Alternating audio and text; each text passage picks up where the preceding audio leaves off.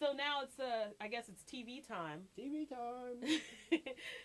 First of all, let's talk about Lost. Yes. The last episode called LaFleur. Very Sawyer-centric. Very Sawyer-centric. Sawyer is probably my favorite character. He's a good character. Besides, like, Sun and Jin, Sawyer's probably my favorite, so I'm always happy when it's a Sawyer-centric episode.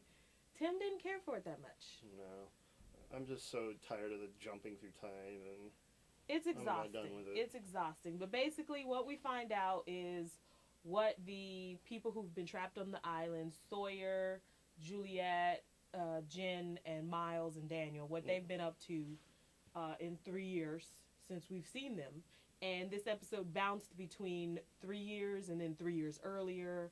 So it went back and forth. And they end up joining the Dharma Initiative, basically. And Sawyer ends up becoming their head of security.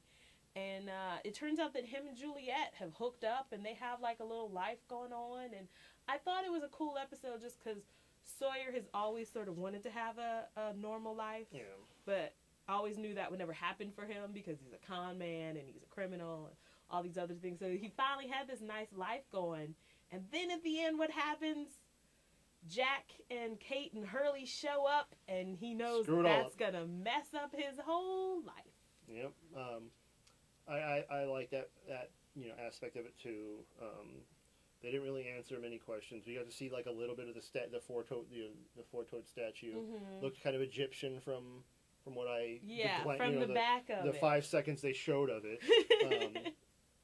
Not really much was answered. A lot was brought up, like Horace, who's a main character in this.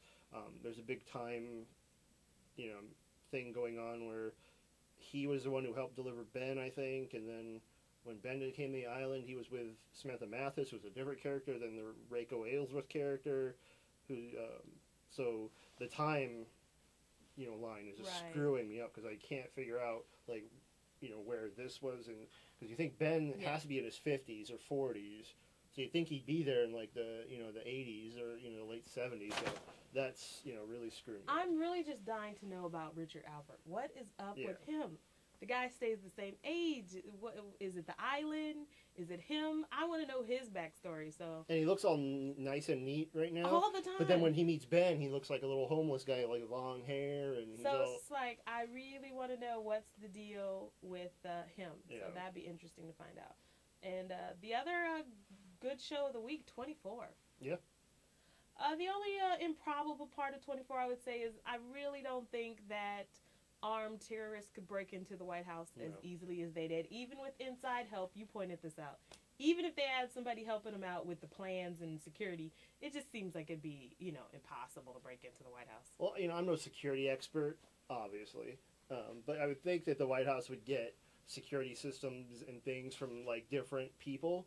So, like, one person wasn't handling everything in the White House. You get, like, oh, okay, I'll get the lights from this person. I'll get, like, sensors from this person, so that things like that wouldn't happen. But apparently John Voight did everything in the White House, and he hooked everything up. We sort of don't know what he is, We sort don't of a know. Blackwater. Yeah, we don't know exactly sort of, who he is. I guess we're gonna find out. But my other real complaint, and this is just nitpicking because the show was so strong, was that honestly everything we know about Jack Bauer tells us that he would never have let the president open that door. No. He would have let her daughter get butchered and killed before he let the president open that door. Yeah. So it just seemed unlikely. Well, I was reading, too, that they said if you thought Sherry Palmer was a bad villainess on the show before, like, bad, not bad isn't bad, but bad isn't, horrible. I get what you're saying. That the president's daughter is going to be even worse. Yeah, so. Really? Yeah, so there's that. So, I love Sherry spoiler Palmer. alert, she ain't going to die, so. There's that. But someone is going to die tonight. Right. So that's... And they say it's going to be a long-time beloved character, which sort of narrows it down. To 2. Which means it's either going to be Aaron or Bill. Yeah. Which will both be devastating I'm going to losses. aim for Bill. It's going to be so sad if that happens. So there's TV for the week. We got a lot to talk about this next episode. Mm-hmm. But you did something... last weekend, not Very this last fun. week, but weekend before that. Went to the red carpet of the Comedy Central roast of Larry the Cable Guy. And it was a good time. A lot of comedians. Yeah. So, I saw the video. The Lisa Lampanelli thing was funny. I had to explain what she said to Kai because he didn't understand it. Got to talk to a lot of cool people. Lisa Lampanelli, Doug Benson. Gary Busey too, which that was scary. Gary Busey. Woo! He lives on Gary a planet Busey. all his own. So, Yeah. anyways, it was a really good time, lots of fun. I guess the roast is going to air on Comedy Central on March 15th. Okay. So there you go. So we actually have a little snippet of the video that Kai and Stephanie, a sneak preview. So We're You're AOL Propeller? We're Viewpoints. Oh, you're Viewpoints. Hey, Viewpoints. I've got several viewpoints, so ask me about anything. First of all, I hear that your movie is premiering on April 20th. Any particular reason you picked that day? No comment. You know, we are a college newspaper, so we are your ideal demographic. I think we're all your fans. In that case, you guys are cool, then I'll talk. Yeah, it's going to debut on 420, wink, on the G4 television network, which all the video game fans watch. And so somebody figured out that stoners watch it as well.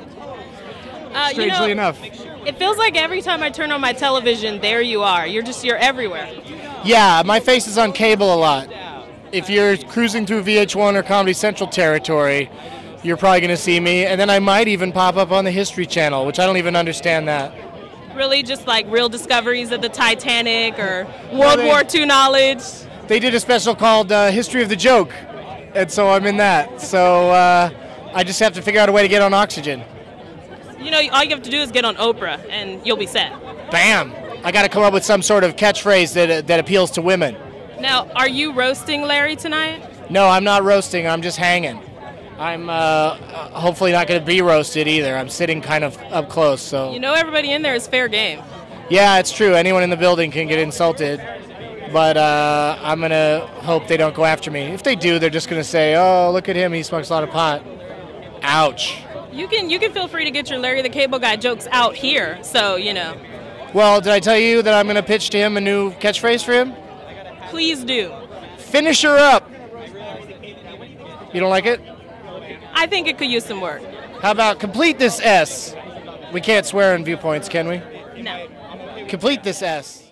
So that was me talking to Doug Benson, From Best Week Ever. From Best Week Ever, Super High Me. He was just hilarious, and he was talking the way the cards were arranged on the carpet. He was talking to the guys next to me, and he thought they were Viewpoints. So he kept calling them Viewpoints.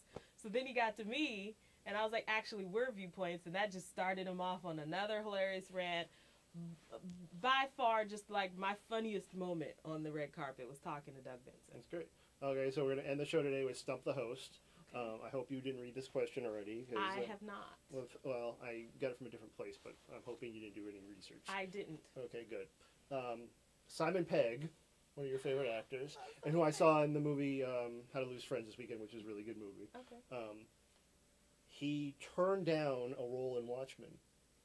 Mm-hmm. So apparently, we don't know that for sure, but apparently he turned down a role in Watchmen. Which role did he turn down? Which role do I think Simon Pegg turned down? Yes. It's kind of surprising. The comedian. No. Really? Rorschach. Rorschach. Yes. That would have been quite an interesting spin on it, but I don't know if they just did it just because of his red hair, but you know. I'm not sure that Simon Pegg would have pulled off the intensity of Rorschach because he's just so funny that you can't see him without, thinking about how funny he is. Yeah, so that's all for this week, our nice little condensed version of the show. Check out our blog, inskateblog.blogspot.com. See you right there. That's cool. And check out the show next week. Great.